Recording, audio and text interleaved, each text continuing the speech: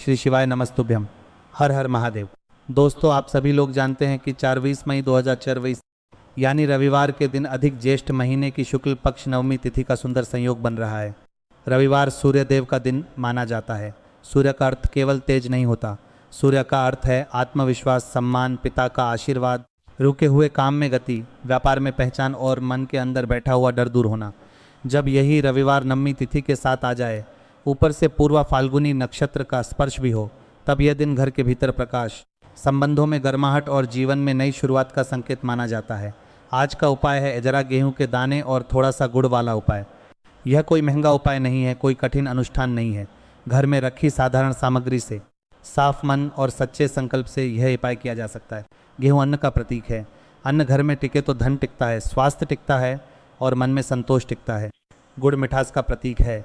जब भक्त गेहूं के दाने, थोड़ा गुड़, जल और बेलपत्र लेकर भोलेनाथ के सामने खड़ा होता है, तब वह केवल वस्तु नहीं रखता, वह अपनी मेहनत, अपनी चिंता, अपना सम्मान और अपना विश्वास भगवान को समर्पित करता है। पूज्य गुरु जी कथा में बार बार समझाते हैं कि भगवान शिव को दिखावा नहीं चाहिए, भोलेनाथ को चांदी सोना नहीं चाहिए, भक्त का भाव चाहिए।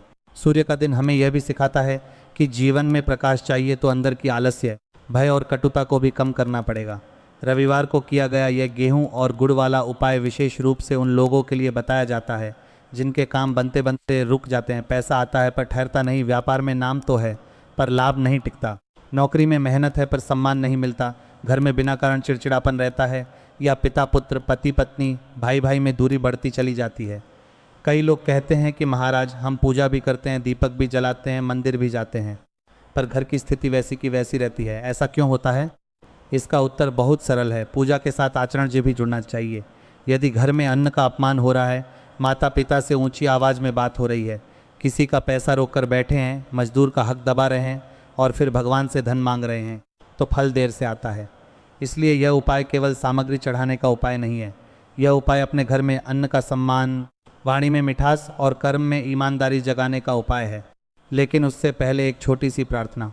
यदि आप लोग हमारे चैनल पर नए हैं तो चैनल को सब्सक्राइब कर लेना, वीडियो को लाइक कर देना और कमेंट बॉक्स में श्री शिवाय नमस्तुभ्यम ओम नमः शिवाय जरूर लिख देना। अपना नाम और अपनी राशि भी लिख सकते हैं ताकि भगवान शिव के चरणों में आपके लिए प्रार्थना की जा सके।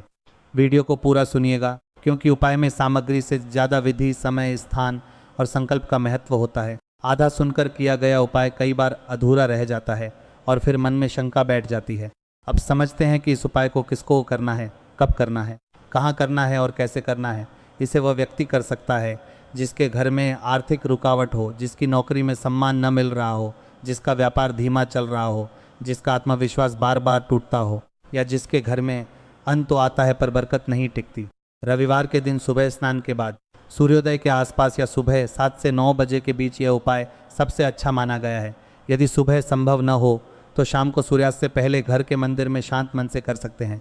स्थान घर का पूजा स्थल, शिवलिंग या साफ चौकी पर रखी भगवान शिव की तस्वीर हो सकती है। उपाय नंबर 1, मनोकामना और आत्मविश्वास के लिए। सबसे पहले अदरा साफ गेहूं के दाने लें। दाने टूटे हुए, गंदे या कीड़े लगे न हों। एक छोटा सा गुड़ का टुकड़ा लें, तांबे के पात्र में जल लें, एक बेलपत्र रखें और यदि संभव हो तो एक छोटा दीपक भी रखें। सुबह स्नान करके साफ वस्त्र पहनें, पूजा स्थान को साफ करें, दीपक जलाएं, तांबे के पात्र का जल अपने सामने रखें और दोनों हाथ जोड़कर कहें, हे भोलेनाथ, हे सूर्य नारायण, मेरे जीवन के अंधेरे को दूर कीजिए, मेरे भीतर साहस दीजिए, मेरे कर्म को सही दिशा दीजिए। अब 11 गेहूं के दाने दाहिने हाथ में लें, उन पर हल्का सा जल छिड़के 11 बार ओ नमः शिवाय बोलें और 7 बार ओ घृणी सूर्याय नमः बोलें। यदि आप सूर्य मंत्र न बोल पाएँ तो केवल ओ नमः शिवाय भी बोल सकते हैं। अब गेहूं के दानों को शिवलिंग या भगवान शिव के चित्र के सामने रख दें, बेलपत्र अर्पित करें, गुड़ का छोटा टुकड़ा भगवान के सामने रखें और मन में अपनी एक मनोकामना कहें। मनोकामना बहुत लंबी सूची की तरह न कहें, एक ही बात स्पष्ट कहें, जैसे बाबा मेरे रुके हुए काम को रास्ता दीजिए, मेरी नौकरी में सम्मान दीजिए, मेरे व्यापार में सही ग्राहक दीजिए, मेरे घर में आत्मविश्वास दीजिए। इस उपाय का फल यह माना जाता है कि मन का डर धीरे धीरे कम होता है, व्यक्ति निर्णय लेने में सक्षम होता है, जिस काम में बार बार पीछे हट जाता था उसमें साहस आता है। रविवार का सूर्य भाव और शिव का शांत भाव मिलकर व्यक्ति के भीतर संतुलन बनाते हैं।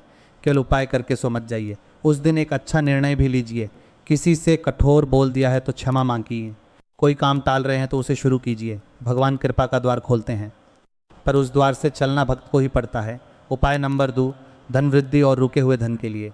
यदि आपके घर में पैसा आता है लेकिन रुकता नहीं है, दुकान में बिक्री होती है पर बचत नहीं होती, उधारी बढ़ती जा रही है, ग्राहक पैसा रोक लेते हैं, या नौकरी की कमाई खर्च होते होते खाली हो जाती है, तो रविवार नवमी के दिन यह दूसरा उपाय करिए। इसमें आपको एजरा गेहूं के दाने, थोड़ा सा गुड़, एक लाल या पीला कपड़ा और जल की कुछ बूंदें चाहिए।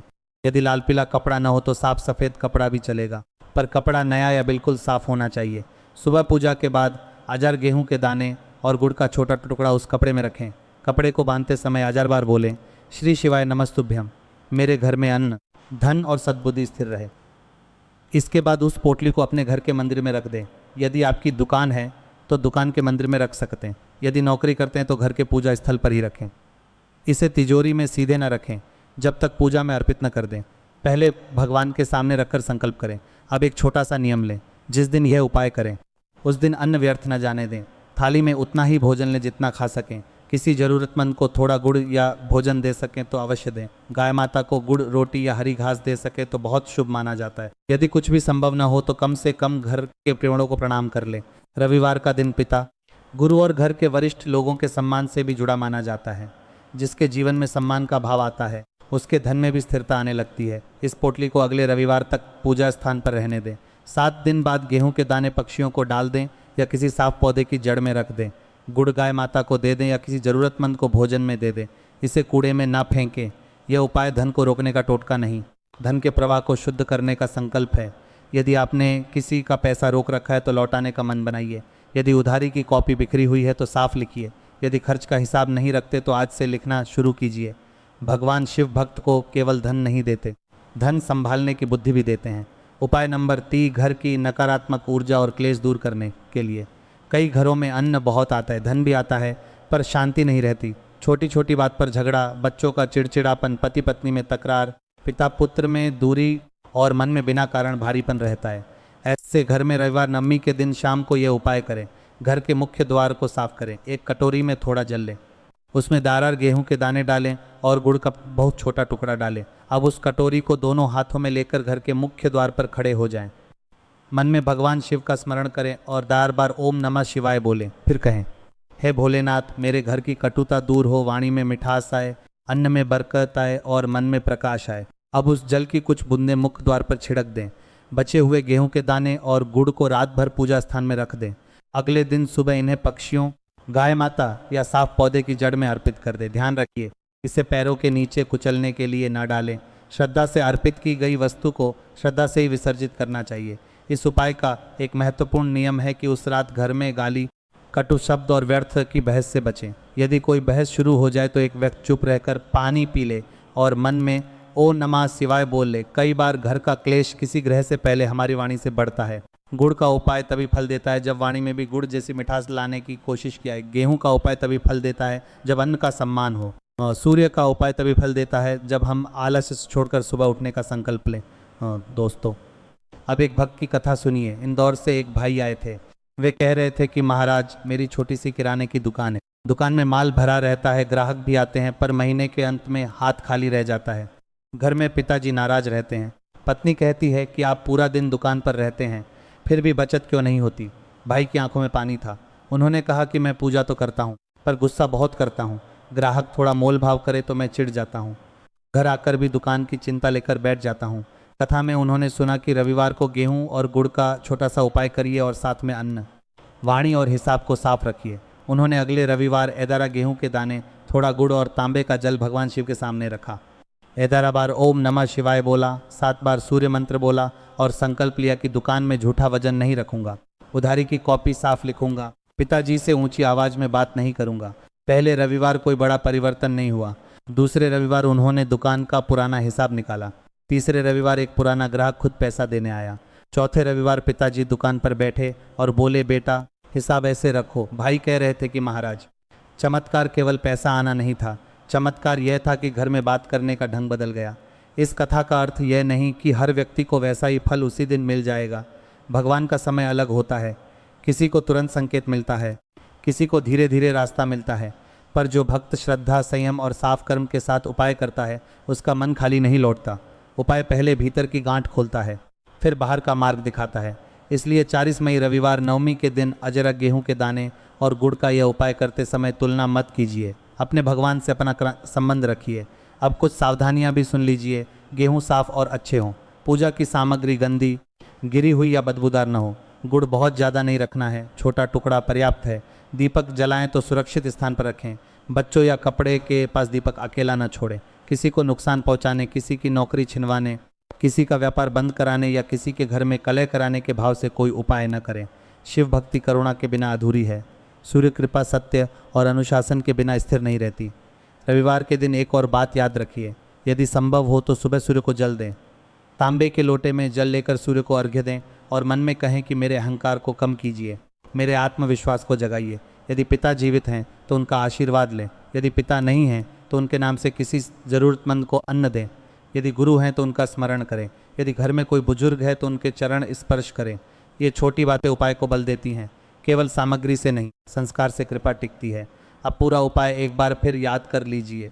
40 मई ज्येष्ठ रविवार नवमी तिथि के दिन सुबह स्नान करके अगरा गेहूं के दाने, थोड़ा गुड़, तांबे का जल और बेलपत्र लें। पूजा स्थान पर दीपक जलाएं। 11 बार ओम नमः शिवाय बोलें और 7 बार ओम घृणी सूर्याय नमः बोलें।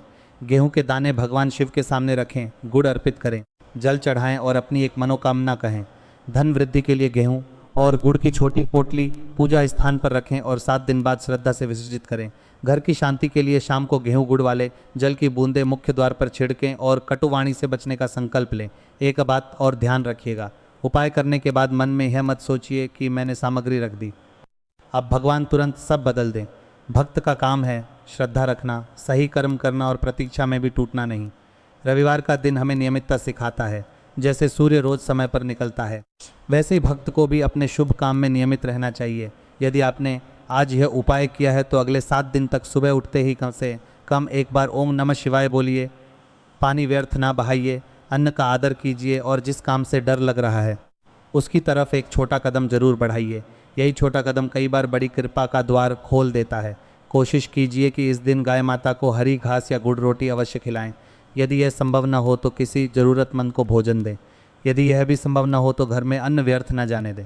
कमेंट बॉक्स में से लिखिए, हर हर महादेव, सूर्यदेव कृपा करें, भोलेनाथ मेरे घर में अन्न और शांति दें। यदि वीडियो पसंद आई हो तो लाइक करें, चैनल को सब्सक्राइब करें और अपने परिवार में शेयर करें। याद रखिए, रविवार नवमी का यह दिन आलस्य छोड़ने, वाणी में मिठास लाने, अन्न का सम्मान करने और भगवान शिव के चरणों में विश्वास रखने का दिन है। धीरे धीरे रास्ता बनेगा, मन मजबूत होगा, घर में प्रकाश आएगा और जीवन में शिव कृपा का अनुभव होगा। श्री शिवाय नमस्तुभ्यम। हर हर महादेव।